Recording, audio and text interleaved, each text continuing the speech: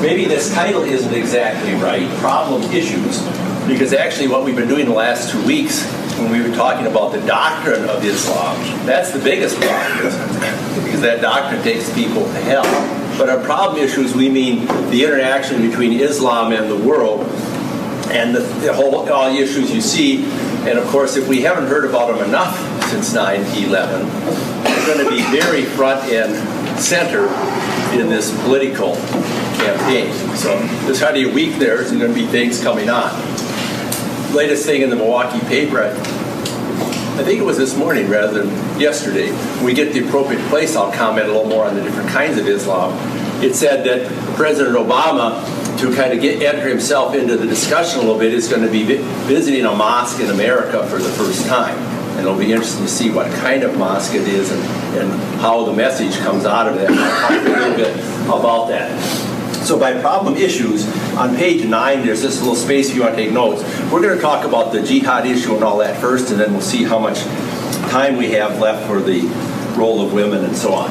So the main issues are jihad and terrorism. We'll talk about that a little bit in the overview, but I'm going to go back and talk about the term jihad a little bit more because just you'll hear about it all the time.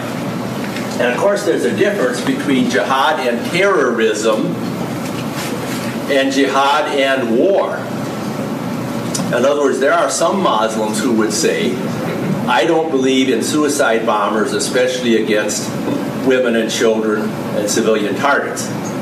But I don't reject the idea that by force, Islam, Sharia law can be imposed on a country.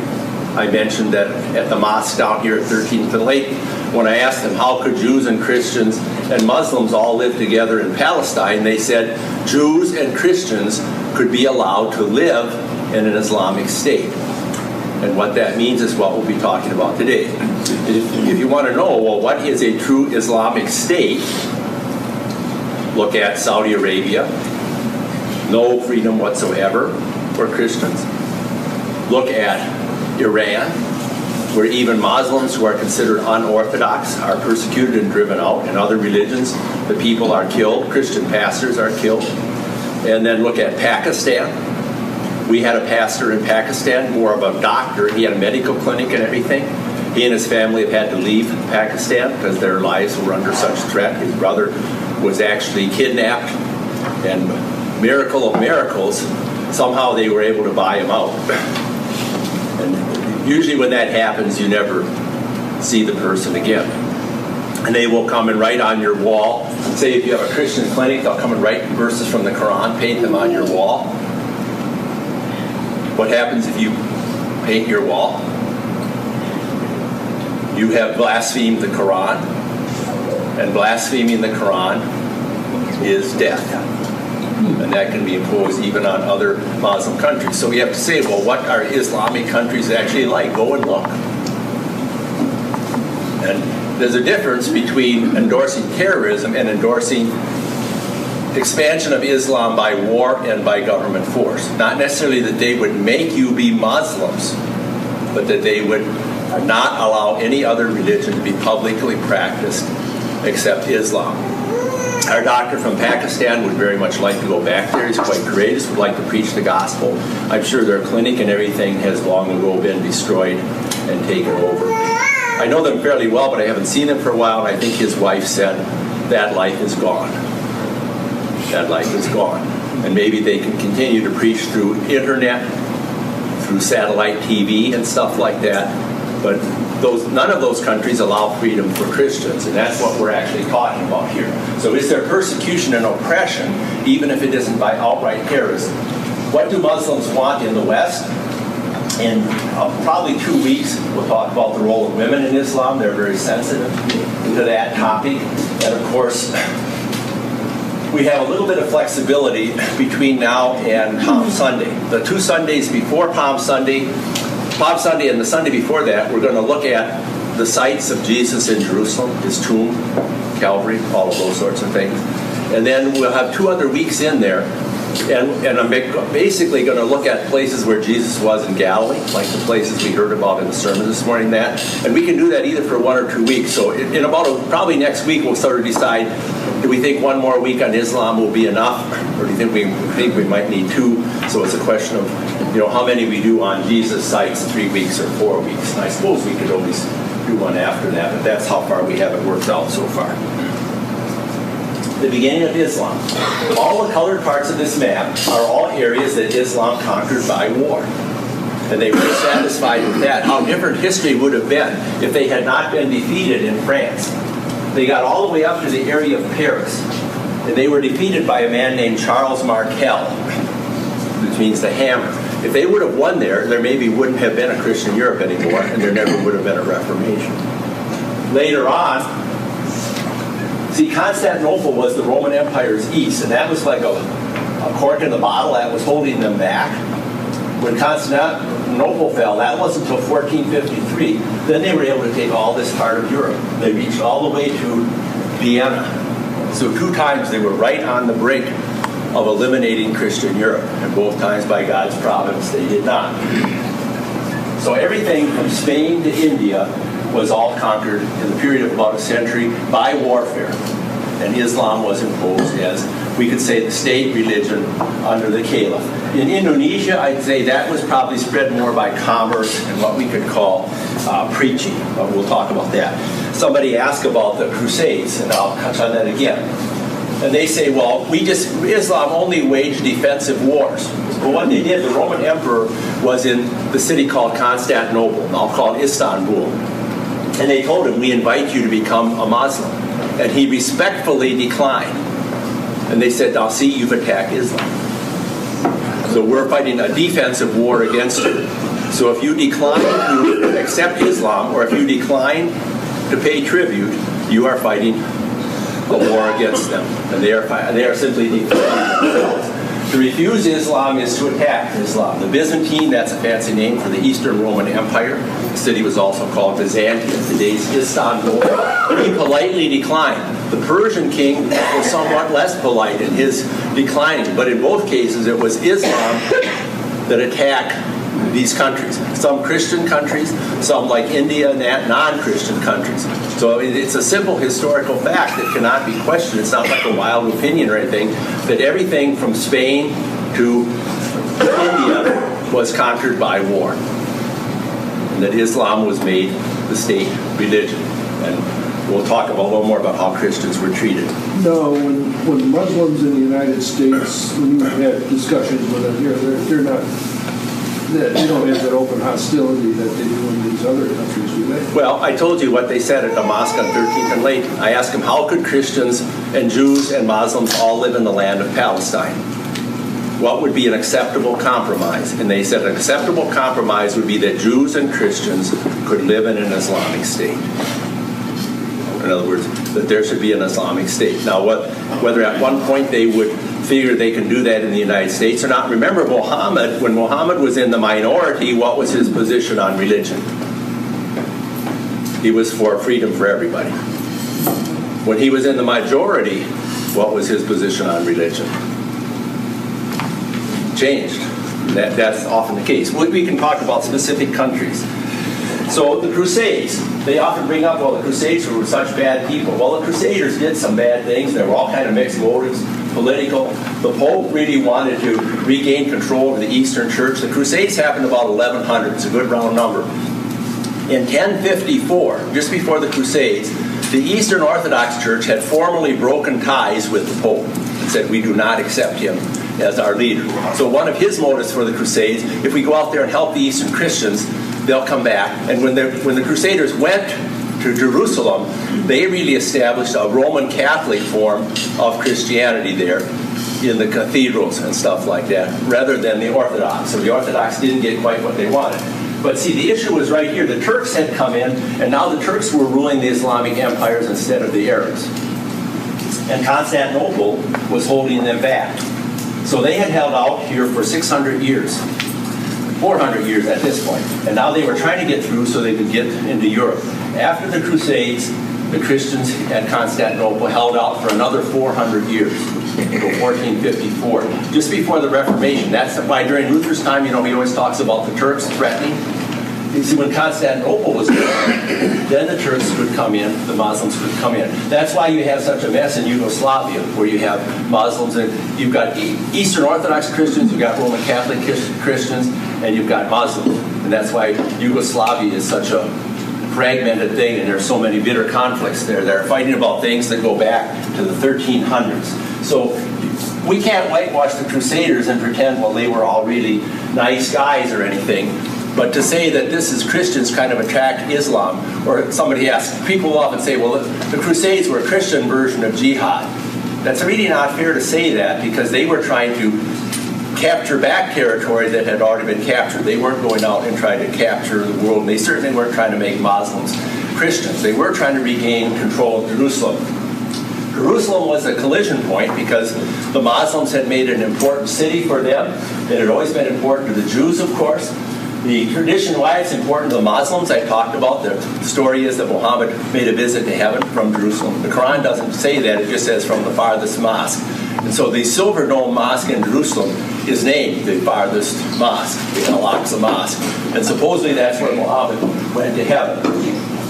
Christians, of course, heavily believed in pilgrimage, going to the sacred sites. Now, I'm probably going to go to Israel later this year, and I just want to, it's good to see, and we lived there for a while. It's just nice to see the places. We don't go there with the idea, well, we can get more forgiveness of sins if we can find the right Calvary.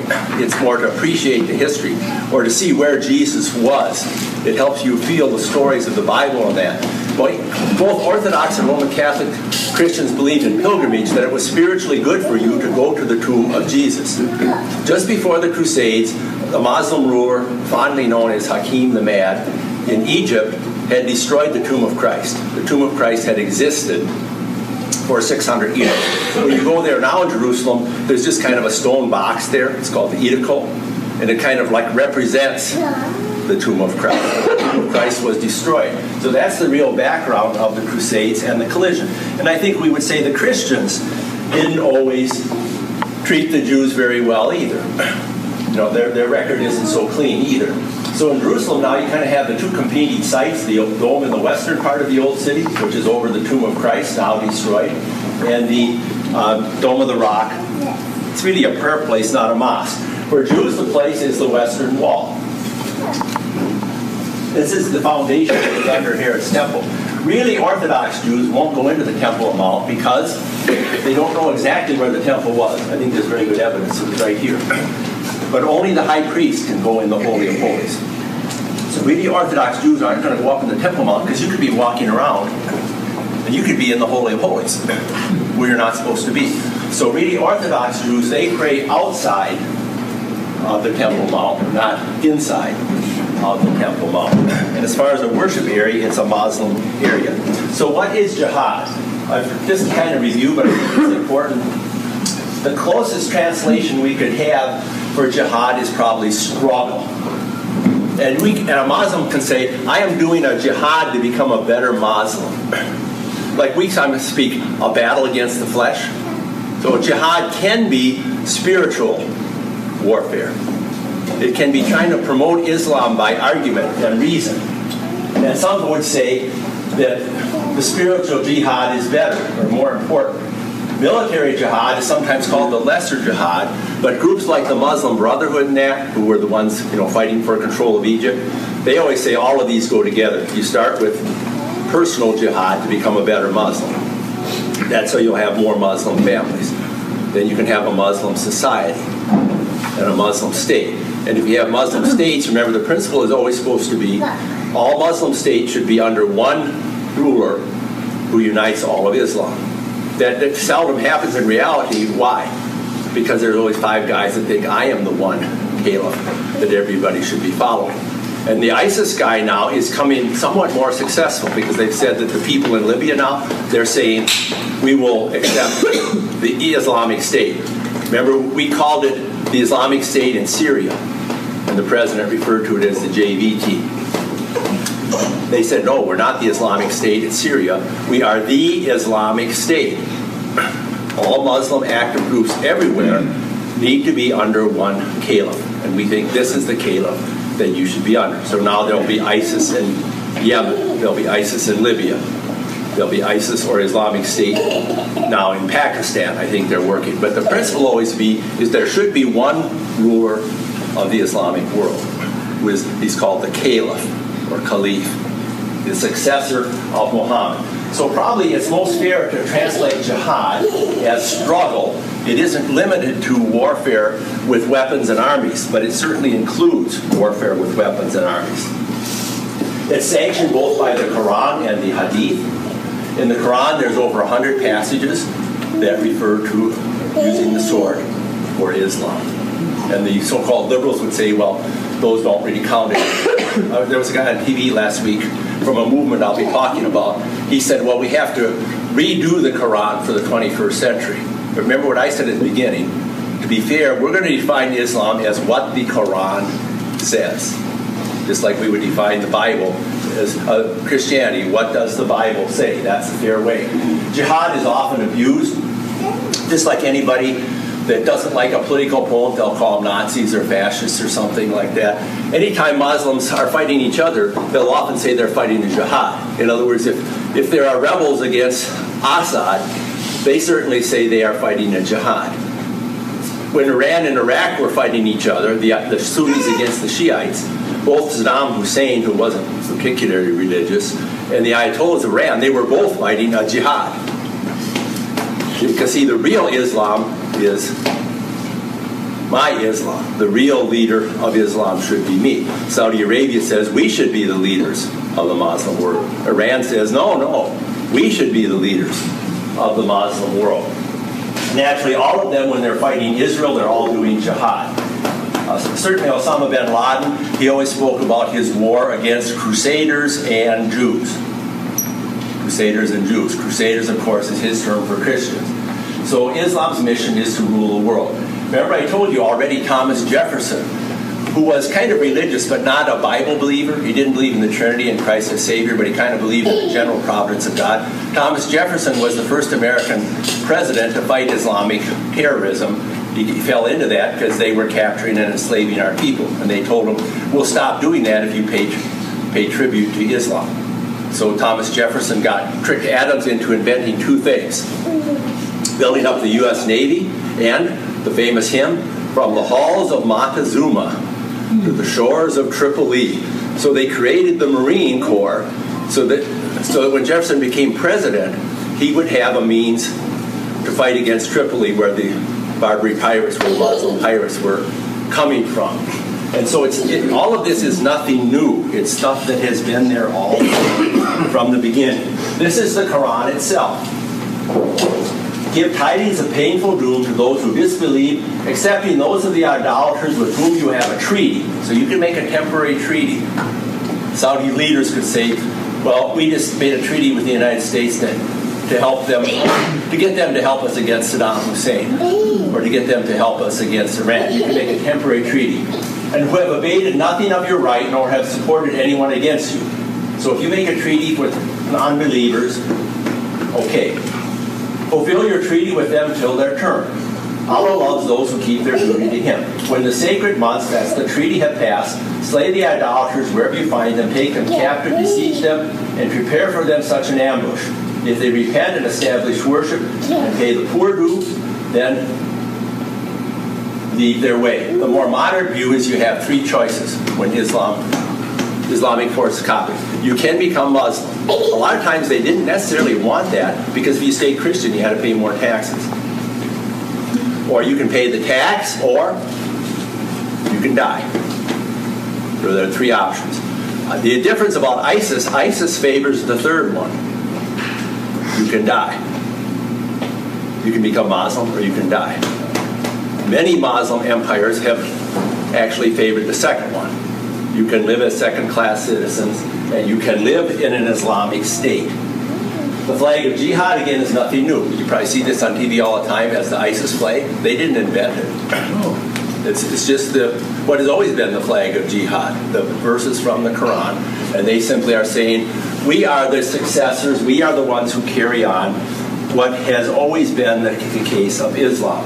How would you translate that? That's this shahada. Is that what it is? Yeah, the Allah. There is no God but Allah. Muhammad is the prophet. Ayatollah Khomeini. That's the Shiite version. He was the one who led the Islamic Revolution in Iran. The Ayatollahs are kind of like cardinals in the Catholic Church. They don't have one pope. They have a chief Ayatollah. And the Ayatollahs actually are supposed to have supreme power over like the president of the Islamic, they call it the Islamic Republic of Iran. So this is the founder of one of the two main modern Islamic states. Those who know nothing of Islam pretend that Islam counsels against war. Notice he doesn't use the word terrorism. He uses the word war. Those who say this are witless. Islam says, kill all the unbelievers, just as they would kill you. I told you, even in Indonesia, which was considered very moderate, Muslims who became Christians, even like 25 years ago, they say, we were always taught when we were children, Christians hate you and want to kill you. That's what the children are taught in Palestine. From early on, they're taught, Christians hate you and want to kill you. That's why sometimes humanitarian aid is a good thing. In Indonesia, we would collect eyeglasses and send them over and give them to the poor and that. And some of our Muslim neighbors would say, you know, I've always been taught Christians hate me. And it doesn't really look like that's true. It looks like Christians are friends and want to help me. Kill them, put them to the sword, scatter their armies. Islam says, kill in the service of Allah. And now they are our allies against ISIS. So this is the leader, the founder of the Islamic Revolution in Iran. So this isn't the Quran from 800 years ago. And you can't say, well, this is just a little fringe guy or something. He was the most powerful leader in the Islamic world at that time. This was his statement. In Pakistan, the community of Islam in Pakistan, the reason why jihad should be waged against them is that they did not adopt the law sent down by Allah through his messenger. The only reason you need to have war against somebody, if you say, here's Sharia, take it, you can have Sharia, and you say no, that's a cause of war. If they say, here, take Sharia, and you say no. This is the aim of jihad with the Jews and the Christians. It is not to force them to become Muslims and adopt the Islamic way of life, but they can live in an Islamic state. And as I told you, the scary part to me was this is what they say, this is what they said at least at the mosque on 13th and late. They didn't say in the United States Christians and Jews could live in an Islamic state. But they did say the solution in Palestine is that Jews and Christians could live in an Islamic state. Even a secular state, where there was no more Jewish state and all Christian, and everybody would be in a secular state, that is not acceptable to them. Same way Turkey became a secular state, and that's not acceptable either. They should be forced to pay the tax in order to end their independence and supremacy so that they should not remain rulers and sovereigns in the land.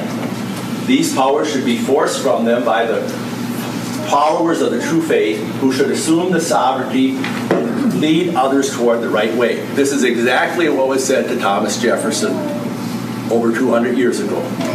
This is nothing new or a radicalizing or something that wasn't always there and it wasn't mainstream. The purpose of jihad is not conversion, but all of Islam, but submission of everyone to Islam. That's what they told Thomas Jefferson. Every Christian state must submit to Islam. That doesn't mean we have to directly rule you. If you pay tribute to us, and they were pirates too, they wanted tribute, they wanted loot really, then we can leave you alone. But otherwise we're going to keep enslaving and attacking your people. Two views. Islam will dominate the world, and you often hear about this, a jihad for love. And I'm going to talk a little bit about this group.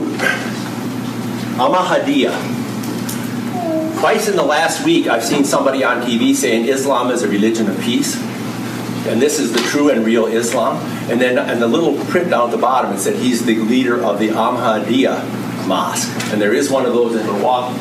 The Ahmadiyya Muslim community is the only Islamic organization to believe that the long-awaited turn of Messiah Jesus has come in the person of Ahmad, the one the group is named after. Notice when this group was founded, it's not the long-time Islam. This group was founded in the late 1800s. And this Ahmad said, I am the fulfillment of the prophecies of Jesus' return. Muslims say Jesus will have something to do at the end of the world, but he said, I am the fulfillment of the prophecies of Jesus' return. I don't think he directly said, I am Jesus. This is the group also that believed Jesus was crucified, but he revived and he went out and lived in India for a while. So they're called the Ahmadiyya. And I'll give you the punchline here. They believe God sent Ahmad, like Jesus, to end wars, condemn bloodshed, and reinstitute morality, justice, and peace. This has brought about an unprecedented revival in Islam. Ahmad, this is also why the Nation of Islam is heretics, because Wallace Muhammad believed he was an incarnation of the prophets. An unprecedented era revival. He divested Islam of fanatical beliefs and practices by vigorously translating Islam's true and essential teaching. So he said, this is the true and essential teaching of Islam, but he started it in 1880. And I'll kind of get to the bottom line here. He also recognized the noble teachings of religious founders, including Zoroaster, Abraham, Jesus, Moses, Krishna, Buddha, Confucius, Lao Tzu, and Guru Nanak, and explained how such teachings converge into the one true Islam. His Islam is like Baha'i or like a world religion. Confucius, that's why you can understand why Muslims regard him as heretics. But notice he says this is the one true Islam. I'll give you an analogy in a minute. It's the leading Islamic organization to reject terrorism in any form. Ahmad emphatically declared that an aggressive jihad by the sword should not be in Islam. There should be bloodless intellectual jihad of the pen. So he thinks, yes, Islam should rule, but it should rule by logical conviction. The only Islamic community to endorse the separation of mosque and state. It champions empowerment and education of women. Its members are among the most law-abiding, educated, and engaged Muslims in the world. Now that all sounds really nice, and a lot of our leaders will quote, well, this is the true and real Islam. But they claim they have tens of millions of followers, but there are billions of Muslims. 2/3, this religion started in Pakistan, and it cannot fight. 2 in 3 Pakistani Muslims say Ahmadis are not Muslims at all. They're kafirs, they're unbelievers, they're infidels.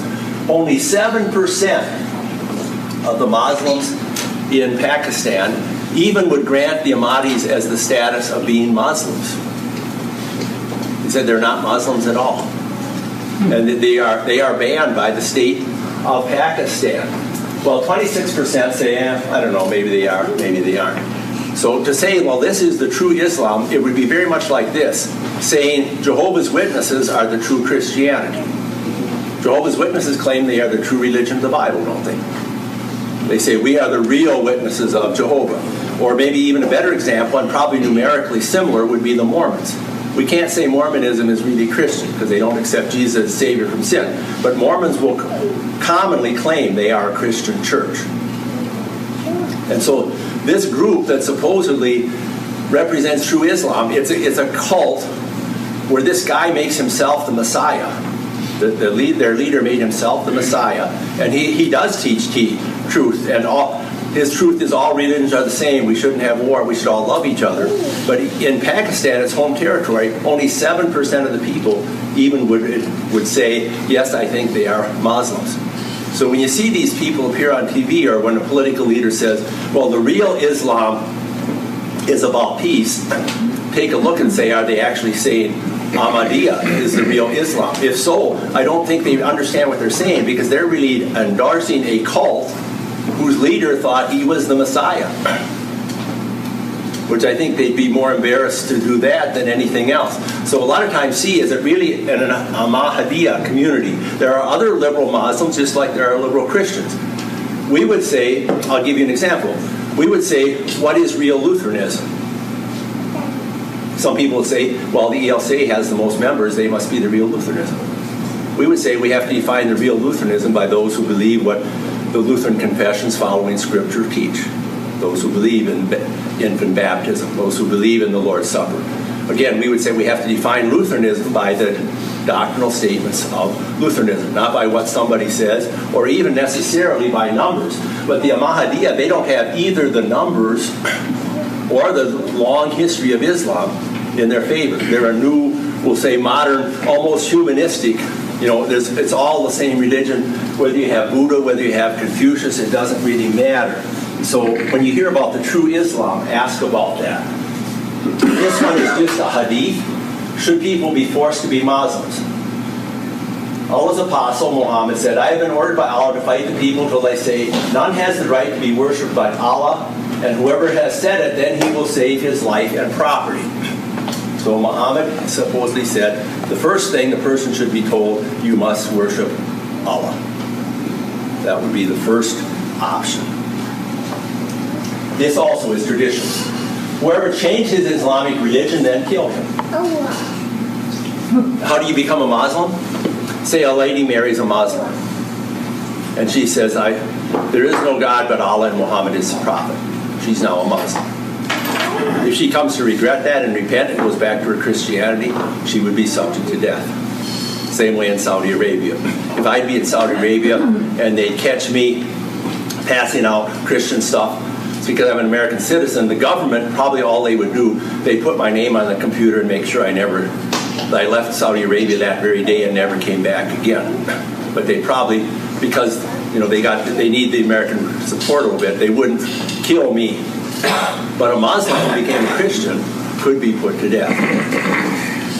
Another one, a man embraced Islam and then reverted back to Judaism. Remember, it's a tradition, this isn't in the Quran. What is wrong with this man? Abu Musa replied, he embraced Islam and then went back to Judaism. I will not sit down unless you kill him, as is the verdict of Allah and his prophet.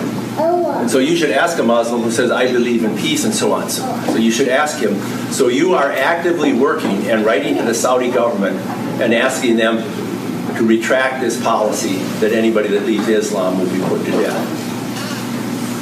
Well, no. You're writing letters to your congressman and asking them to put pressure on Iran not to hold that Muslims who become Christians should be executed. The Muslims who do that could at least with some plausibility claim they are working for peace, aren't they? So it isn't just an issue of terrorism. But if somebody endorses the principle that a Muslim who becomes Christian should be put to death, that's not even anywhere in the neighborhood of religious freedom, is it? And should that be reversed and taken back? Jews and Christians could live in Islamic State as dhimmis. There's a book written by that in the Near East. Dhimmi means kind of like second-class citizens. So, as I said, right here at our mosque, they said, Jews and Christians can live in an Islamic State in Palestine. But if I lived in what was now Israel, I would have to pay the extra taxes.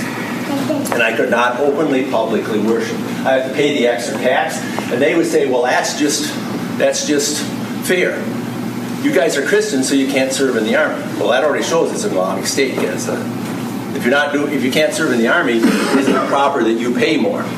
So this would be the rationale they would give. They said, we're not taxing you because you're Christians. We're taxing you because you're not in the army. Well, I'll go in the army. Well, no, you can't go in the army because you're Christian. Apostasy of Muslims is a capital offense, and yet for some, better the turban than the tiara. This is a tragic part of Christian history. In some ways, for some, it was better to be under Muslim rule where they had to pay taxes than to be under the Catholic Spanish Inquisition where they could be burned at the stake for being heretics if they went against the Pope. So it isn't free from them. Motives for jihad. Again, this is tradition. The Prophet, peace be upon him. You're always supposed to say that if you mention the Prophet. Often just abbreviated PBH. The person who participates in holy battles in Allah's cause, and nothing compels him to do so except his belief in Allah and his apostle, will be recompensed by Allah either by a reward or booty if he survives, will get loot, or admitted to paradise if he's killed in battle as a martyr. And this, of course, is how they recruit the people.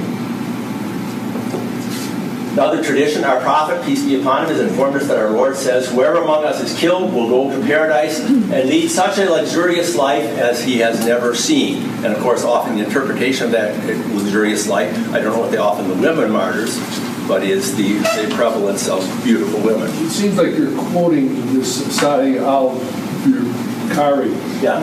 Where did he come from? These are all traditions. In other words, it's just like in the Talmud. Oh, that's not a person? It's a...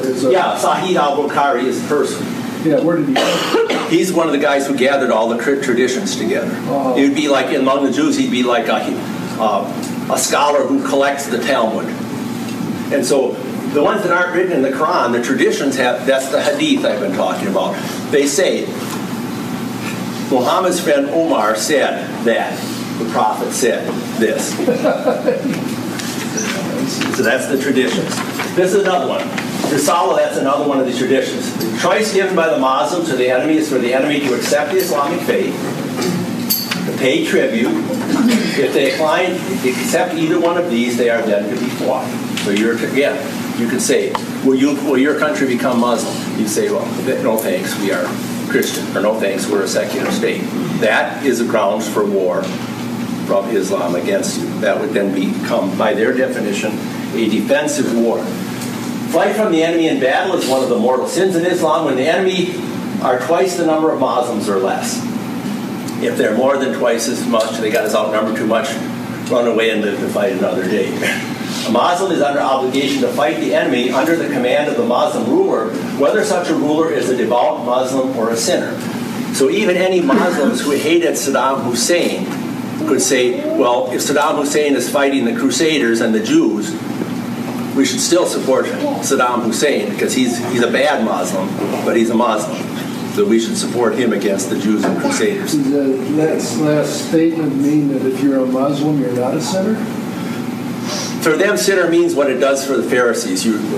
Well, in the sermon today, I'm not a sinner. I've never committed an act of adultery. I'm not a sinner. I've never robbed a bank. Well, they would say, a lot of the Muslim rulers, even the Saudi rulers, they drink alcohol. So they're bad Muslims. They go to the casinos at Monte Carlo. So they're bad Muslims. So they are sinners. Yeah, they are sinners. They're bad Muslims. There's no harm in killing the infidels taken captive, but nobody should be killed after they've been given an assurance of their safety, or if you signed a treaty. In other words, if you negotiate to let the city surrender, and you say, well, we'll let you live as you surrender, then you're not supposed to say, whoops, changed our mind, we're just kidding, and do them. So some of the Crusaders, the nature of an Islamic state, you can't be a citizen unless you're a Muslim. Theocratic rule, that means rule claiming you are God's representative. That's even more explicit in Iran, where you have the Ayatollahs, who are the lights from God. In Saudi Arabia, it's more the king and the leader of the Wahhabi Muslims work together. Comprehensive code of life. Nobody should be able to sell alcohol. We're often ignored. There can be separate courts for different faiths and religious matters.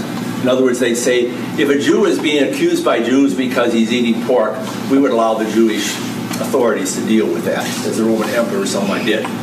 On the other hand, they would say, in a country like Britain, Muslim marriage cases should not be dealt with by the Christian or the secular state. Muslim marriage cases should be dealt with by the Islamic courts, who would say polygamy is okay, where the British government wouldn't say that. Persecutions began under the rightly guided caliphs. That's a bit more history than we need here, but there was a big battle going on for the power after Muhammad died. And there were 4 caliphs at first that were supposedly in charge of the whole thing. And they are called the rightly guided caliphs. Well, even there was peace because those caliphs killed Muhammad's family off so that they wouldn't be in competition with them. Muhammad didn't have any sons who survived him, but he had grandsons through his daughter Fatima. And they were the ones that now the Shiites followed. But they were killed, assassinated by the followers of the rightly guided caliphs. 10,000 churches were either destroyed or turned into mosques. This is the first step of Islam, not a new thing. The church in Jerusalem is one of the rare exceptions. There they did not take the Church of the Holy Sepulchre. Most other places, they took over the Christian churches. The famous Basilica of St. John the Baptist in Damascus, which became their capital. At first, they allowed Christians to use them too, but then the churches were taken away from the Christians, and the Christians were not allowed to build other churches. Converted into the first great mosque they built, it's still there in Damascus. Every once in a while, when you go some of these, when they find out, they take them away. The same way with the mosque in Istanbul. There were a lot of inscriptions of Bible passages in that. And some places, like, if you look way up by the ceiling, you can see where the plaster came off or something, and you can see there was Bible passages there, and that this had been a Christian church, which they had taken over and made into a mosque. And this was the rule rather than the exception. This is that former church. You can see that a lot of mosques are actually like Byzantine Christian churches, aren't they? Coming out of Arabia, they didn't have much architectural tradition. This one could be long and tedious. Umar is also called Omar, so he's one of the first caliphs. They made the agreement under which Christians could live in the Islamic State. And so this Pact of Omar is often said to be kind of, in a way, kind of the constitution or the first example of how to live in the Islamic State. It's much longer than this, but I'll just give you a couple examples. So the Christians are supposedly volunteering this to Islam. We as the Christians. When you came into our land, we asked you safety for our lives and the people of our religion. And we imposed these terms on ourselves. That makes it sound like they volunteered. Not to build any church, convent, chapel, or monk's hermitage. So we agree, we'll let you take all of our churches and we won't build any new ones. It's kind of a deal. Not to repair our churches. Or none of them that are in Muslim quarters. In Indonesia, which is a moderate Muslim country, you cannot have a church unless you get unanimous consent of all your neighbors. So if 20 Al-Qaeda guys come to Jakarta, where are they going to live? They're going to live in 20 different neighborhoods, so they make sure they have at least one objector in every neighborhood. Not to withhold our churches from Muslims stopping there by day and night. So what churches we do have, they are free to use. There's a whole bunch of other things about quartering their horses, paying for their army and everything. To beat the nakas only gently in our churches. Eastern churches don't normally use church bells. They're like clappers. We agree, in our terms, we'd say we agree not to ring any church bells, because that would be attractive. In Indonesia, you are not allowed to talk to anybody about Jesus. This is a moderate state, not really an Islamic state. In other words, if somebody asks you about Jesus, if you try to be friends with them for 5 years and they sometimes ask you about Jesus, then you can say something, but you cannot initiate a conversation about Jesus. Missionaries over there then? Our missionaries there, we had them, and what we do now is guys go in and out. In other words, you hope they don't catch you on the computer. They say, this guy, it seems like he's been here an awful lot. I mean, we had to do that in some other countries too. When I went to Russia, my wife and I went as students because we weren't really legal, which meant we had to go to school and study Russian in the afternoon. And eventually, at some point, they sort of figured out, there's an awful lot of people coming to Wisconsin to be short-term English students. And then, so I couldn't get a student visa anymore. The next time I went, I had to get a business visa. We had a Bible study center that was incorporated, so I went as a businessman. My wife went as the spouse of a businessman. So this is not only in Islamic countries, but in Indonesia, we have people that go in and out. And nowadays, of course, it's much simpler because in some ways, you can teach the students there by the internet. In other words, you don't always have to be physically present to teach the students. Not to carry a procession or a book. Catholic Church and others, of course, like the processions, the Corpus Christi and that. None of that. Not to raise our voices over our dead. You can't have an audible service at the cemetery. Not to sell wine or parade idolatry in company of Muslims. That, of course, was directed especially at the Catholic Church.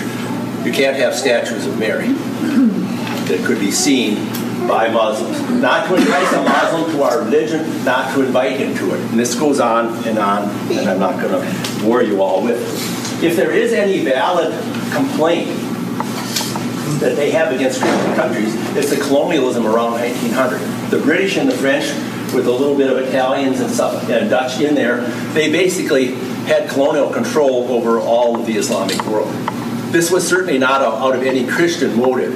In fact, the colonialists always hated the missionaries. We could say if there wasn't a colony there, the missionaries probably couldn't have gotten there. They'd have been killed.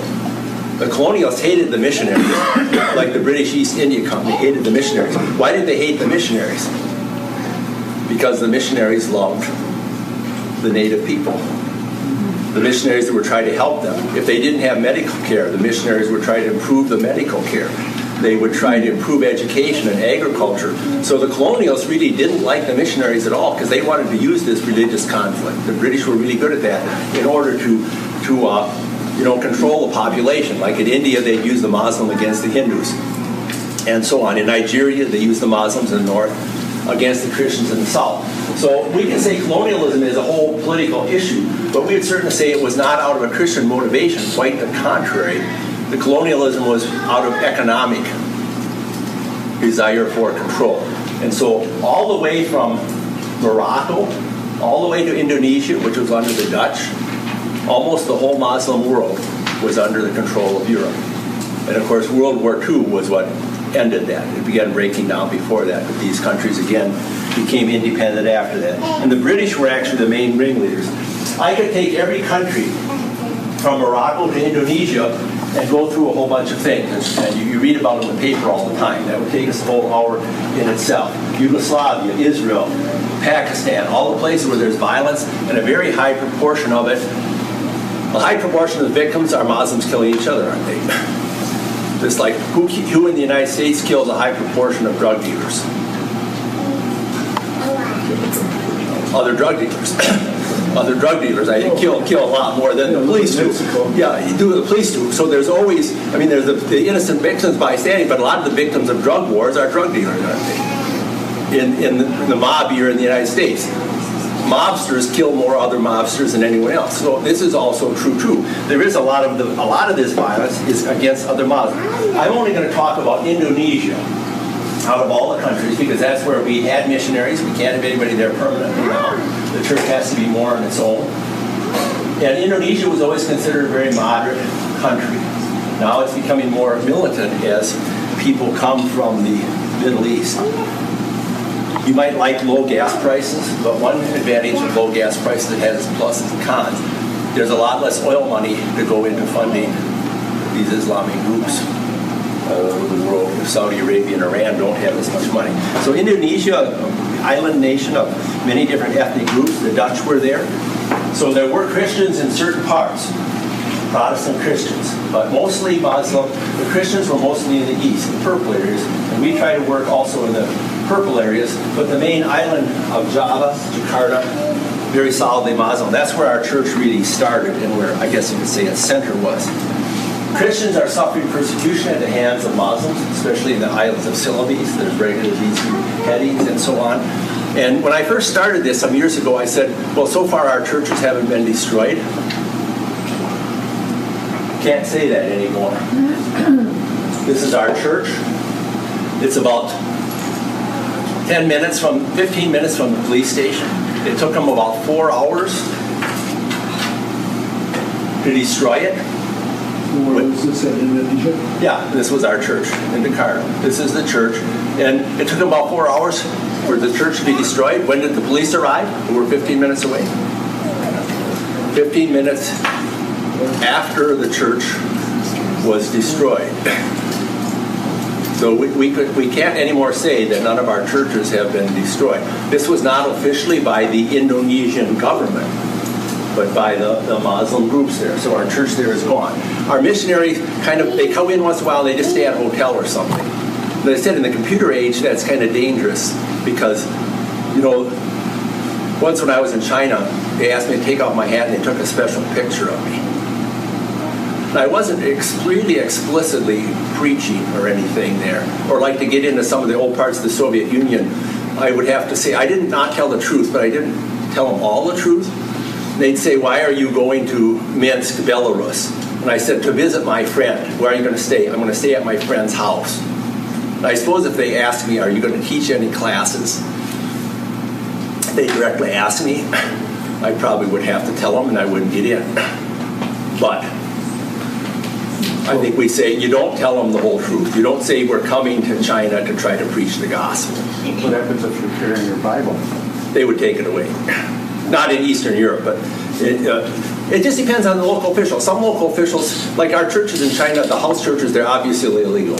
If you don't speak up publicly against the government, you just worship, you mind your own business, you're not saying attacking the communist government. A lot of local rulers will decide. This was true in Russian area. He'll decide, I got enough problems. And that was true even in the Roman emperor. A governor wrote and asked, the official Roman policy was to persecute the Christians because they wouldn't worship the emperor. And so he wrote into the emperor and said, I got these Christians around here. What am I supposed to do? And the emperor said, if they're not bothering anybody, don't you have more important stuff to be doing than to worry about them. And of course, if they're bothering somebody, or if they're speaking against the state, then you got to tramp on them. Or if somebody brings you a complaint. And this isn't just in the Muslim world, but in Russia, for example, I was teaching a prison once, and I'm sure it was illegal because we didn't have a right to be in that city. And the prison warden felt, he was teenage boys, one step removed from hell. Russian prisons are hell on earth. And these boys, next step, they'd be in the adult prison.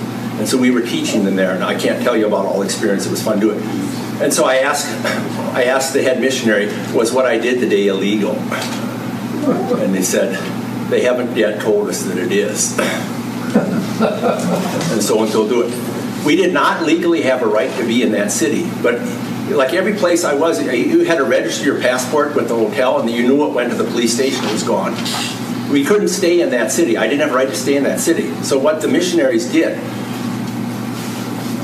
I and the missionaries would sleep, it was just part-time for me, we'd sleep on the night train and go to the city of Omsk. Then we'd teach all day Saturday in Omsk. Then we'd get on the night train and sleep on the train on the way back. Legally, I had never been in Omsk because I hadn't stayed there overnight. So this is another tricky question that we can't talk about here, but how do you try to work within the law to protect the local people and yet do everything that you can? We were in another city that had been forbidden to Westerners, and we were just kind of exploring it. We came back, and there was an old German-Russian lady there, and she asked Pastor Sullivan, well, what did you do to preach the gospel in Kemerovo? And he said, well, we were not really legally there. We were just kind of exploring, and we want to kind of try to do this through the legal things. And the Russian lady said something, Russian-German old lady said something interesting, which shows the issue, the struggle you have. The old lady said, Pastor Sullivan said, well, we're not legal here yet, so we didn't formally do anything to preach the gospel. She said, Pastor, I'm really confused. She said, I need to go home and read the book of Acts. He said, I forgot, where's the chapter in the book of Acts where Paul asked the government for permission to preach the gospel? He said, I'm kind of forgetful, I'm not remembering where it is. And you see, it's a tough thing, because you want to kind of protect the people there. Because if I do something, they're going to kick me out. Probably not more than that. But the people that have done it, they're going to suffer the consequence. Even in supposedly enlightened countries like Finland, we were there speaking against, unbiblical things. We weren't naming names or anything, but we were teaching us what the Bible says. And they started taking action against us. And the man who invited us, they told him, we got two things to say to you. Don't invite Professor Brug anymore. And don't meet with the Wisconsin Synod anymore. And I told him, well, you are the one that is going to be under the gun here, so to speak. We can go and rent, and he got kicked out of his school. First place we met, after 2 meetings, we were kicked out. Second place, we got kicked out after 1 meeting. I said, we must be improving. We're twice as efficient as we were the first time. Well, he lost his job and they persecuted him. But he said, no, I think the time for me to make an open confession is here, and I have to do it, and things will fall as they are. See, they could write bad things about me in Finnish, which I didn't care because I can't read Finnish. I could get on the airplane and go home. But we have to do what we can. And Paul did that sometimes too. He went to the Roman courts to protect the people. And say, this isn't really legal what you're doing. And so there's that fine line sometimes of how far do you observe the law and when you say the gospel comes prior. And a lot of the decision, you have to leave the decision on the people. Jesus didn't expose Nicodemus, did he, when Nicodemus was hiding his faith. It wasn't the right thing to do. But Jesus said Nicodemus had to know when it was the time. And when it was time, he did stand up. So this isn't just true of Islam, but any place where the church is persecuted, we have to try to protect the people and let them make the decision. If a Muslim says, I am going to confess my faith, or if our doctor says, I'm going to go back to Pakistan, and if I live, I live, if I die, I die, I wouldn't tell him, you cannot go back. You cannot make a confession. But it has to be his decision, and I certainly wouldn't push him to do it. And I wouldn't judge him if he and his family say, for the safety of my children and that, we really need to stay in the United States. We have to let the people who are under the pressure make the decisions. Okay, Islam and terrorism, we won't get very far on that, but I'll speak a little bit. So-called dark side of Islam. Again, I've tried to distinguish between terrorism and war.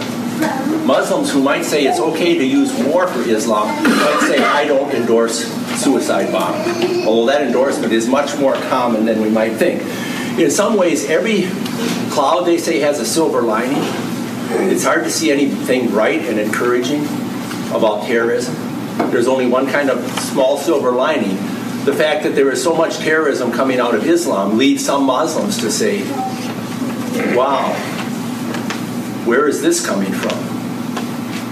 Why are we doing this to the Christians? Maybe I have to read some Christian books. Maybe I have to find out, if they really do hate us. And should we be doing this?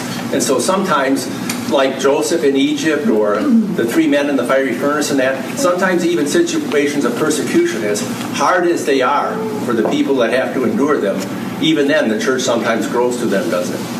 And some Muslims are saying, wow, I didn't know that was what Islam was. Or the issue we talk about later, women, they say, I didn't know that. The problem is that hatred is taught from very early on, especially for Jews, but also for Christians. This next one I wouldn't show publicly. Who was the first terrorist who killed a poet while she was nursing her baby? He killed a 100-year-old man, and he killed whole tribes. I'm going to take my name off this before it's seen in public. It was Muhammad. And this comes from Islamic sources, not from Christians. We have no Christian sources about Muhammad. They're all Islamic sources. It doesn't take much to start a riot, or can the cartoons. Some Muslims believe there can't be pictures of Muhammad, and I'm not defending the cartoonists. There's no doubt that the cartoonists were trying to mock Muhammad. Obviously they were. They were trying to mock Muhammad. Same way the guy that wrote the book, The Satanic Verses, he was trying to mock Muhammad. And he was, I think we say, an agnostic or an atheist. But very often the violence, when's the dangerous time? Late Friday afternoon. Why? Because that's when the people are coming from the service at the mosque. If you're in Indonesia, you're very nervous late Friday afternoon, because that's the time that is the most threatening to you. Pictures are nothing new. The cartoons were big because they made pictures of Muhammad. Even Christian movies way back when I was a boy, sometimes they didn't show Jesus' face, like The Robe or something. You'd simply hear Jesus talking, but you wouldn't see his face. So a lot of Muslims have made pictures of Muhammad.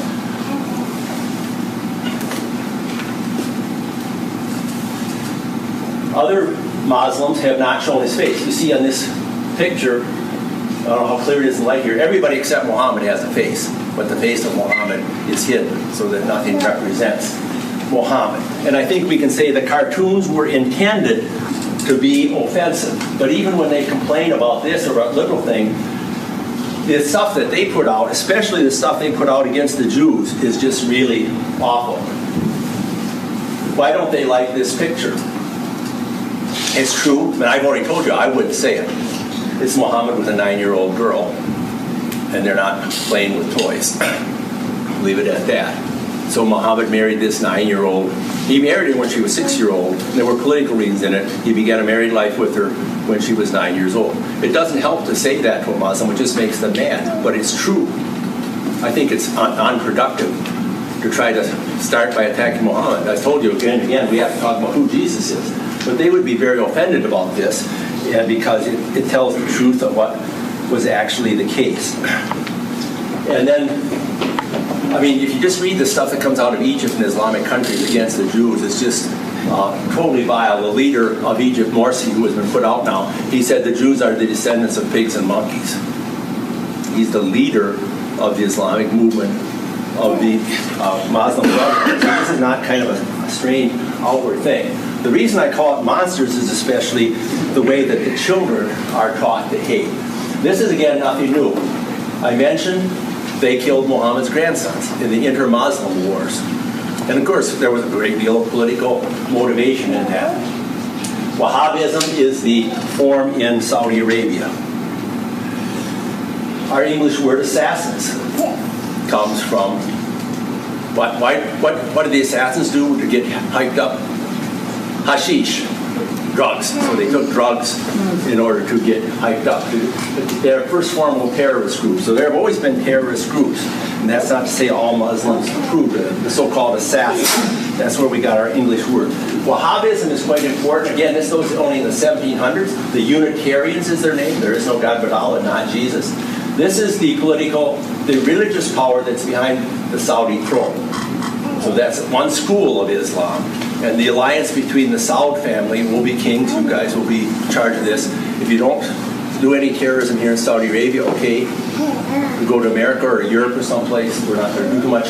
And most of the terrorism groups that we have in modern times come from that. And of course, all this, it's very hard to sort out the political and the ambitions and the greed from how much of that motive is religious. That's always been the case. There's always these things all the time together.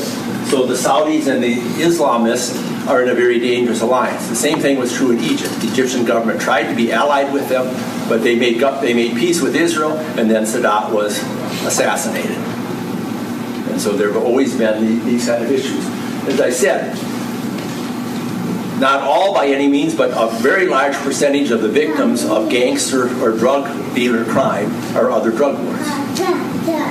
A very, very large amount of the victims of Islamic fighting and terrorism are other Muslims, either who are religious or political rivals of the state.